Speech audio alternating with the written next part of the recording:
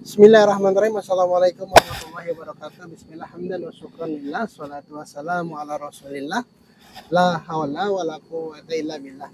Teriring doa dan salam, semoga hingga kesempatan kali ini kita senantiasa dalam keadaan satu walafiat dan tidak kurang satu apa. Amin amin ya rabbal alamin. Kembali di edisi Jalan Pagi dan masih di sekitaran tempat yang sama di hutan penelitian di Cikampek. Dan pagi ini saya terinspirasi dengan sebuah ungkapan dalam bahasa Latin yang sangat populer, dan bahkan saya pertama kali mungkin tahu istilah ini itu ketika di duduk di bangku SMP. Ungkapan itu berbunyi mensana in corpore sano, bahwa dalam tubuh yang sehat terdapat jiwa yang kuat. Ini merupakan sebuah spirit, sebuah motivasi untuk bagaimana kemudian kita menjaga kesehatan jasmani kita, menjaga kesehatan jasadiah kita, yang dengan itu diharapkan akan bisa ditempati oleh jiwa yang sehat. Kemudian tanpa bermaksud ngotak-ngatik makna ini, ada makna sebaliknya yang justru sangat menarik untuk kita tapakuri, bahwa kalau tadi ungkapannya menyatakan dalam tubuh yang sehat terdapat jiwa yang kuat, mungkin juga kita harus berpikir bahwa dari jiwa yang kuatlah justru lahir tubuh yang sehat. Saya ulang bahwa justru dengan jiwa yang sehat akan melahirkan jasadiah atau jasmani yang sehat. Kenapa? Karena ketika jiwa kita sehat, maka akan menjadi trigger, menjadi energi bagi jasmani kita untuk bergerak, untuk berolahraga, untuk kemudian exercise, untuk melakukan berbagai aktivitas yang itu akan menyehatkan jasmani kita. Sebaliknya, ketika jiwa kitanya lemah, ketika jiwa kitanya sedang sakit, kadang-kadang, bukan kadang-kadang lagi, ini akan menjadi trigger bagi jasad kita untuk lebih banyak rebahan, lebih banyak menghayal, lebih banyak melamun, lebih banyak kemudian menghitung hari tanpa melakukan aktivitas real untuk mencapai sesuatu. Jadi sekali lagi, tanpa kemudian mendistorsi makna dalam tubuh yang sehat terdapat jiwa yang kuat, maka dari jiwa yang kuat juga justru akan melahirkan jasmani yang sehat. Karena jasmani yang sehat itu tidak selalu kemudian menghasilkan jiwa yang sehat. Contoh realnya, contoh nyatanya adalah bahwa betapa banyak orang-orang atau atlet-atlet yang secara tubuh, yang secara fisik, yang secara jasmani itu sehat dan kuat, tapi ternyata jiwanya rapuh. Bukti kerapuhan jiwa, bukti sakitnya jiwa, bukti lemahnya jiwa adalah betapa banyak atlet yang kemudian menerima suap, menerima imbalan dengan pura-pura kalah, dengan mengatur skor pertandingan, kemudian dengan menyuap wasit, kemudian dengan berpura-pura diving sehingga merugikan lawan dan lain sebagainya. Ini adalah bukti tidak sportivitasnya seseorang atau banyak orang yang kemudian secara fisik, secara jasmani, secara jasad dia sehat, tapi justru sisi dalamnya, sisi rohaninya, sisi jiwanya itu lemah, sehingga kemudian untuk mencapai hasil yang menurut mereka baik dengan menghalalkan berbagai cara, dengan menyuap, dengan menyogok, dengan main bola gajah, bisa kemudian juga dengan menjadikan olahraga sebagai alat judi, sehingga kemudian ketika bertanding mengalah atau pura-pura tidak bisa mengeluarkan kemampuan yang sesungguhnya, sehingga kemudian memenangkan lawan yang dengan itu dia mendapat imbalan. Itu adalah salah satu atau beberapa bukti tidak sportivitasnya seseorang sebagai bukti bahwa tubuh yang sehat tidak serta-merta melahirkan jiwa yang sehat. Itu salah satu buktinya. Juga betapa banyak orang yang secara lahir ya, secara fisik itu sehat, tapi kemudian melakukan berbagai tindakan-tindakan atau perbuatan yang justru menyalahi kesehatan justru menyalahi indikator-indikator kesehatan jiwanya. Ada banyak orang yang tubuhnya sehat tapi nipu. Ada banyak orang yang tubuhnya sehat tapi kemudian korupsi. Ada banyak kemudian orang yang tubuhnya sehat menyalahgunakan wewenang dan jabatannya.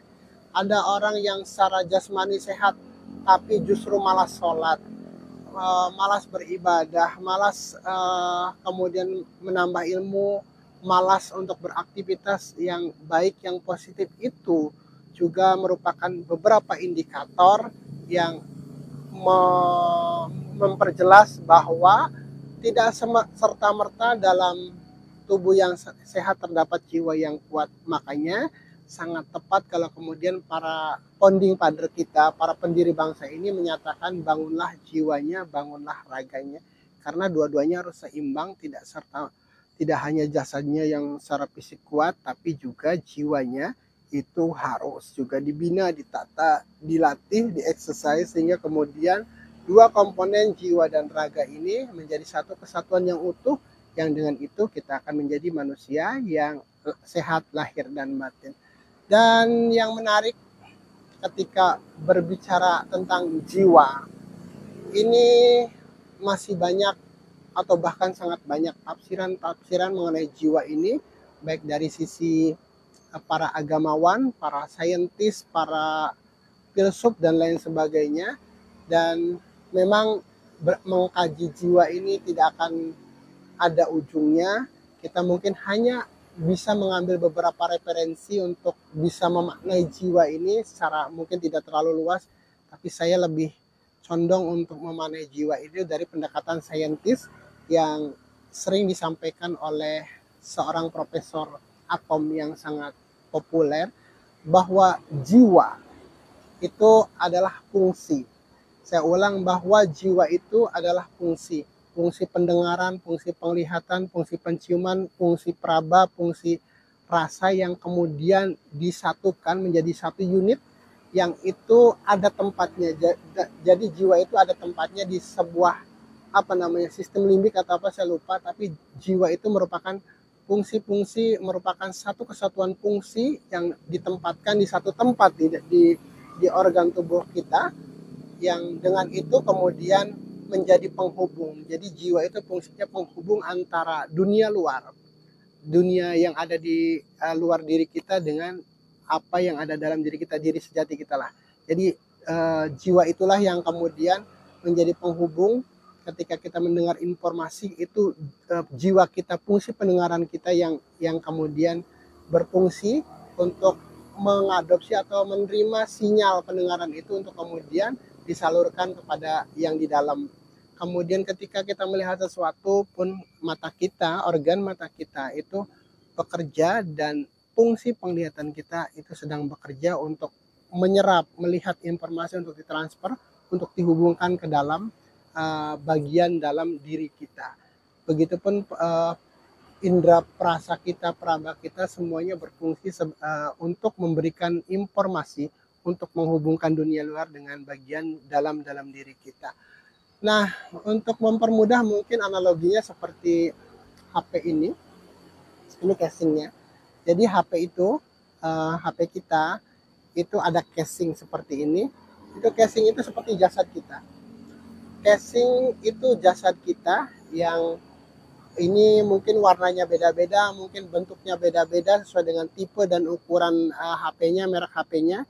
Tapi yang jelas bahwa tubuh kita ini adalah casing. Ada yang ganteng, ada yang sedang, ada yang kemudian ada yang cantik, ada yang gagah dan lain sebagainya. Yang itu adalah casingnya. Warnanya beda-beda, bentuknya beda-beda, warna kulitnya beda-beda, kemudian ukuran tinggi badannya juga beda-beda, ada yang kurus, ada yang gemuk, ada yang sedang dan lain sebagainya. Itu casingnya. Kemudian di antara handphone kita ini ada fitur-fitur, ada WhatsApp, ada kamera, ada apa lagi, ada berbagai macam fitur yang bisa kita gunakan, yang kita sering gunakan untuk berbagai aktivitas kita. untuk menelepon, kita dengan fitur telepon, untuk berhubungan dengan teman dengan Zoom, untuk bisa meeting online, kemudian dengan WhatsApp, dengan TikTok, dengan Facebook, dengan Messenger, dengan aplikasi online untuk perbankan dan lain sebagainya. Itu fungsi, itu fitur-fitur yang ada di dalam HP kita. Nah, jiwa itu adalah seperti itu. Fungsi-fungsi pendengaran kita, fungsi-fungsi penglihatan kita, fungsi-fungsi indera kita itu adalah fitur-fitur yang akan dan senantiasa kita gunakan untuk menjembatani, untuk jadi bridging, untuk menjadi penghubung antara dunia luar dengan bagian dalam diri kita. Nah, kemudian saya pernah mendengar bahwa jiwa itu tidak akan sakit. Justru yang sakit itu, yang berpotensi sakit itu selain fisik, selain jasad kita, juga jiwa kita. Kenapa? Ketika pendengaran kita terlalu sering mendengar hal-hal yang tidak baik, maka fungsi pendengaran kita akan terkontaminasi, akan terpengaruh dari informasi yang tidak baik. Dan saat kita kemudian menerima informasi yang jelek-jelek tentang seseorang, jelek-jelek tentang berbagai kabar yang kebenarannya tidak terverifikasi, kita kemudian terpengaruh, bagian dalam diri kita terpengaruh, maka saat itulah pendengaran kita, salah satu fungsi jiwa kita, yakni pendengaran itu sedang sakit. Kemudian ketika mata kita melihat tetangga punya mobil baru, hati kitanya jadi nggak nyaman. Melihat teman punya gadget baru, hati kita yang jadi risau. Kemudian lihat teman mendapat penghasilan yang lebih, hati kita menjadi menderita. Saat itulah mata kita sedang sakit. Bukan sakit mata, ini penglihatan kita. Fungsi penglihatan kita, bagian jiwa kita yang berupa penglihatan itu sedang sakit. Kemudian ketika mulut kita sering berkata-kata yang tidak baik, mulut kita sering berkata-kata tentang hal-hal yang unfaedah, yang menyakitkan orang lain, yang membuat orang lain tidak nyaman, yang membuat orang lain tidak tersinggung, saat itulah fungsi jiwa kita yang berupa ucapan lisan ini sedang sakit. Kemudian ketika kita selalu berpikir buruk tentang orang lain, berprasangka buruk tentang orang lain, kemudian sering menghayal, sering halu, sering gigau dalam tanda kutip, itu juga saat itu salah satu fungsi dari jiwa kita yang berupa pikiran itu sedang sakit. Jadi jiwalah yang sangat berpotensi untuk bisa sakit, seperti juga jasadiah. Bahkan dalam ilmu kesehatan logistik, mungkin lebih dari 70% sakitnya jasad kita itu adalah dipengaruhi oleh jiwa kita yang sakit. Saya ulang bahwa kalau kepala kita sering sakit, sering meriang, kemudian kita sering kena GERD, sering asam lambung, sering kemudian merasa tubuh pada capek dan lain sebagainya, itu dipengaruhi oleh kondisi jiwa kita yang memang tidak sedang baik-baik saja. Stres akan menghasilkan asam lambung yang naik. Kemudian juga ketika kita selalu cemas, maka jantung kita berdebar. Kemudian ketika pola pikir kita salah, maka kita pun akan menjadi tidak nyaman. Bagian dalam diri kita tidak akan nyaman. Jadi kondisi sakit yang secara fisik seperti luka itu hanya 10%-nya saja, dan selebihnya sakit kita yang secara johir, secara lahir itu kelihatan di tubuh kita, itu dipengaruhi oleh 70% oleh kondisi jiwa kita. Maka menjaga jiwa itu sangat penting, maka merawat dan melatih jiwa itu sangat penting. Kalau kita sekarang nih, kayak saya berjalan mungkin lebih sekitar 3 kilo dari rumah, itu tujuannya untuk memperkuat betis kaki saya, memperlancar peredaran darah, dan kemudian mengeksersis kardiovaskular saya itu secara jasad. Tapi kemudian bagaimana kita mentreatment agar mulut kita terjaga, agar pandangan mata kita juga tertata, agar pendengaran kita juga lebih bijak dalam mendengar, dalam mengelola informasi yang kita dapatkan dari dunia luar. Dan ternyata kalau selama ini kita berpikir bahwa berbicara itu susah, seperti sekarang saya live itu bagi sebagian orang itu susah, bagi saya justru sebaliknya. bahwa mendengar itu jauh lebih susah daripada sekedar saya bicara. Saya bisa berbicara on cam seperti ini 1 jam nyaris tanpa jeda, insya Allah saya bisa. Tapi ketika saya mendengarkan tausiah, ketika saya mendengarkan postingan-postingan yang berisi tadi kayak eh, nasihat-nasihat itu, paling lama 5 menit itu berhenti dulu. Jadi ternyata mendengar itu juga perlu dilatih, karena untuk mendengar itu tidak semudah yang kita bayangkan, tidak semudah yang kita kita asumsikan bahwa tinggal dengerin saja. Enggak, telinga kita itu malah lebih sensitif ketika kemudian mendengar sesuatu yang tidak nyaman atau bahkan yang nyaman menurut kalangan umum, misalkan mendengarkan pengajian, mendengarkan tilawah Quran, mendengarkan ceramah-ceramah di media sosial. Itu paling lama tuh 5 menit kita tuh pasti, kalau saya ya khususnya, rata-rata tuh 5 menit udah berhenti dulu tuh. Nanti paling nyambung lagi kapan. Atau kalau di TikTok malah bahkan coba kalau di algoritma teman-teman nih lihat yang berkunjung ketika kita live ini tidak lebih dari 1 menit, paling 1 sampai 2 menit. Itu kalau yang agak lama tuh mungkin orang yang sudah kita kenal, yang sering kita ngobrol. Tapi rata-rata pemirsa atau teman-teman kita yang menyaksikan ini hanya 1 menit. Jadi ternyata mendengar itu tidak semudah yang kita bayangkan. Makanya dilatih agar pendengaran kita pun bisa tertata, bisa terdidik, tidak terlatih untuk bisa menerima informasi-informasi yang berharga, nasihat-nasihat yang berharga, kemudian kajian-kajian yang berharga, tontonan yang berharga, sekaligus memfilter agar telinga kita tidak semuanya kita konsumsi. Setiap berita yang belum tentu kebenarannya kita adopsi. Setiap ada desas-desus kita kemudian terus kita rekam.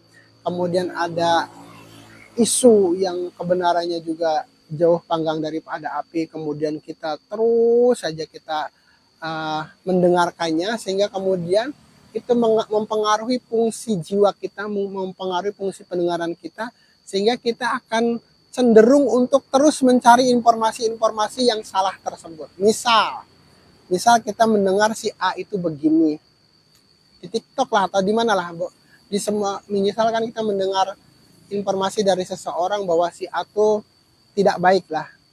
Kemudian si A itu si teman kita itu hanya menyampaikan 1-2 patah kata saja kepada kita. Tapi kemudian ketika fungsi pendengaran kita sakit, maka kita tuh akan nyari ke teman yang lain. Bener nggak sih si A tuh begitu? Kemudian nyari ke teman yang lain. Kata si B, si A tuh begitu ya. Terus kita gali. Nah itu salah satu indikasi, salah satu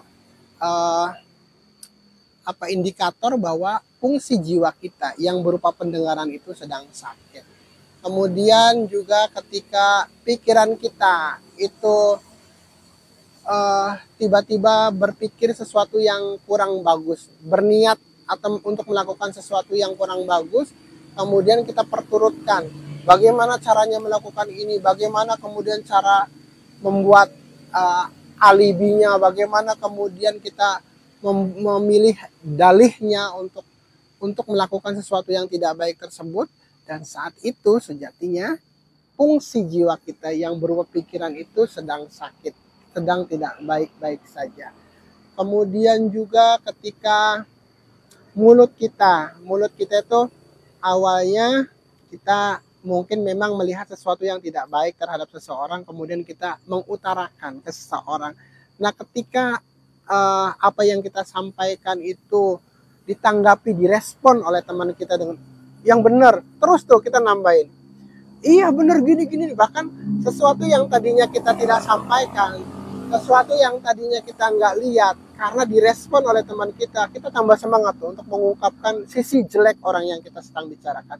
Itu salah satu indikator bahwa mulut kita sedang sakit, fungsi lisan kita sedang sakit. Salah satu fungsi jiwa kita yang berupa lisan itu sedang sakit. Makanya menjaga lisan, melatih bagaimana indera kita ini terjaga, itu perlu exercise, perlu latihan, perlu diolah, perlu ditata, perlu dibimbing agar kemudian bukan hanya jasad kita yang sehat, bukan hanya bicep dan tricep kita yang kuat, bukan hanya betis kita yang kokoh, bukan hanya kemudian perut kita yang six pack, tapi jiwa kita pun kokoh, jiwa kita pun kuat, jiwa kita pun menjadi dewasa. Dan lagi bahwa jiwa itu adalah fungsi. Jadi kalau kita berbicara bagaimana menjaga jiwa ini tetap sehat, tetap kuat dan tumbuh dewasa, ya bagaimana kita menjaga agar fungsi pendengaran kita itu terawat. Bagaimana caranya?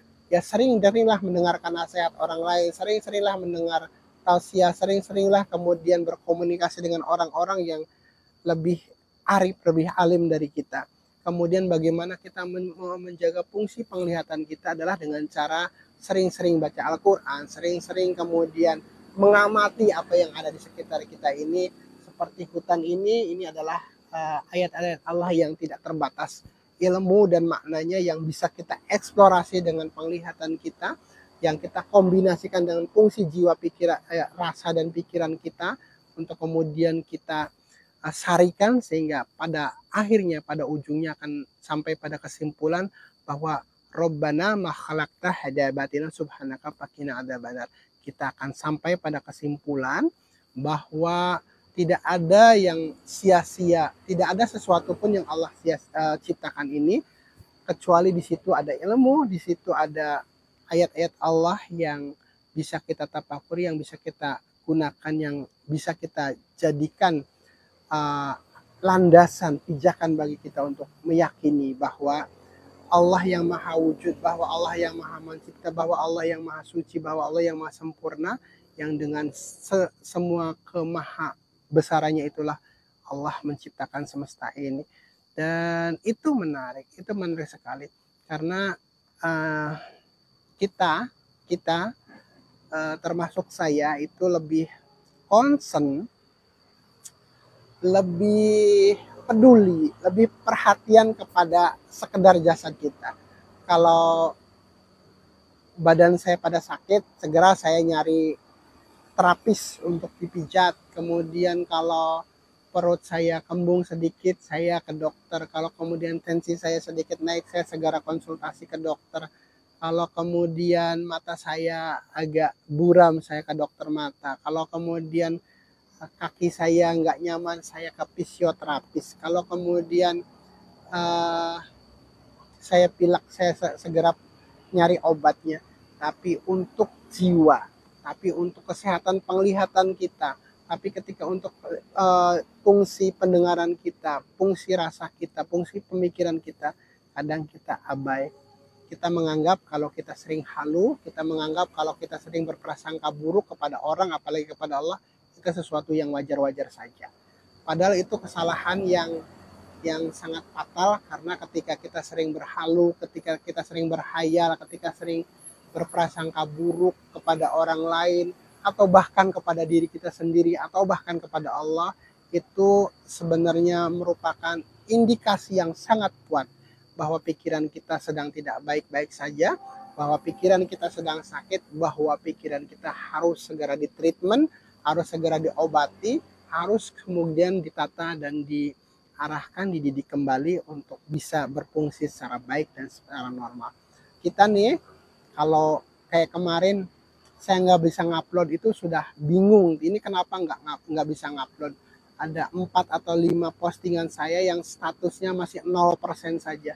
Itu salah satu indikator bahwa ada sesuatu yang salah di gadget saya. Apakah itu koneksinya, apakah itu memorinya sudah penuh, atau kemudian saya salah step dalam melakukannya, dan itu harus segera ditreatment, karena kalau tidak ya fungsi dari uploadan itu tidak akan berjalan. Seperti itu juga jiwa kita, seperti itu juga fungsi pendengaran kita, penglihatan kita, mata kita, indera penciuman kita. Ketika kita tidak tata, ketika kita tidak kemudian jaga, ketika kita kemudian abai dan kita anggap baik-baik saja, sementara indikasi sakitnya jiwa kita itu sudah sedemikian rupa, itu akan sangat berbahaya bagi kita. Jadi orang sakit jiwa itu bukan hanya orang yang kita sebut ODGJ, bukan hanya kita orang yang hanya kemudian nggak pakai baju di jalan, pakaiannya rombeng, badannya kotor. Orang yang secara fisik gagah, orang yang secara fisik pakaiannya bagus, orang yang secara fisik kemudian uh, tampan dan rupawan, mempunyai jabatan, mempunyai prestasi di lingkungannya, dianggap tokoh segala macam, sangat boleh jadi juga mengalami beberapa gangguan jiwa. Salah satunya yaitu sifat sombong, sifat angkuh, sifat serakah, sifat ujub, sifat merendahkan orang lain, merasa diri lebih baik, kemudian juga menganggap remeh, kemudian juga tidak mau mendengar nasihat orang lain, kemudian juga sering melakukan kecurangan yang mungkin dianggap biasa-biasa saja. Kemudian juga banyak hal yang sebenarnya menjadi indikator bahwa jiwa kita itu tidak sedang baik-baik saja, meskipun sekali lagi secara jasad kita sehat, meskipun secara jasad kita terlihat baik-baik saja. Ketika kita sering ngomongin orang itu adalah indikator bahwa jiwa kita sedang sakit. Ketika kita senang mendengarkan gosip, senang mendengarkan gibah, senang mendengarkan berbagai desas-desus yang tidak tahu juntrungannya, sangat boleh jadi fungsi pendengaran kita juga sedang sakit. Ketika kemudian mata kita lebih lebih fokus pada mencari kesalahan orang lain, lebih fokus pada mencari kekurangan orang lain, lebih fokus pada sisi negatif orang lain, boleh jadi pandangan mata kita, fungsi penglihatan kita itu sedang sakit juga. Jadi bukan biji mata ini adalah monitor saja, tapi fungsi yang berupa jiwa itu adalah fungsi penglihatannya yang ada di dalam, yang terhubung dengan tadi pusat kontrolnya ada di otak kita, yang itu menjadi satu kesatuan, satu unit dengan pendengaran, dengan penciuman, dengan peraba dan indera-indera lain, sehingga menjadi satu kesatuan yang kita sebut jiwa tadi. Jadi dalam tubuh yang sehat terdapat jiwa yang kuat, maka kita sekarang harus tambahkan dari jiwa yang sehatlah justru akan lahir tubuh yang sehat. Yakin kalau jiwa kita sehat, kita akan tergerak nih untuk bergerak, untuk berolahraga, untuk stretching lah minimal. Tapi kalau jiwa kita sedang sakit nih, boro-boro pengen jalan sejauh ini, kadang-kadang di rumah ada statis bicycle pun nggak pernah dipakai. Kadang-kadang ada sudah beli grip, sudah beli barbel, sudah beli skipping segala macam. Ketika jiwanya sedang sakit nih, si malas itu yang lebih mendominasi. Malas. Nah, malas, yang namanya kedul, yang namanya enggan, itu adalah salah satu indikator bahwa jiwa kita sedang tidak baik-baik saja. Jiwa yang baik akan selalu men-trigger, akan selalu menjadi energi untuk bergerak secara positif. Itu tandanya. Dan kita dari sekarang harus sudah mulai berlatih untuk lebih juga peduli ke dalam jiwa kita, bahwa kita sudah sedemikian peduli dengan jasadiah kita, dengan kesehatan jantung kita, dengan kesehatan mata kita, pendengaran kita, lambung kita itu baik, tapi itu ada fungsi, ada jiwa yang juga perlu perhatian kita, yang perlu treatment dari kita, yang perlu kemudian kita kawal, kita arahkan, kita didik, kita jaga kesehatannya agar kita menjadi manusia yang sehat dan lahir batin. Akhirul kalam, billahi taufiq wal hidayah. Wassalamualaikum warahmatullahi wabarakatuh.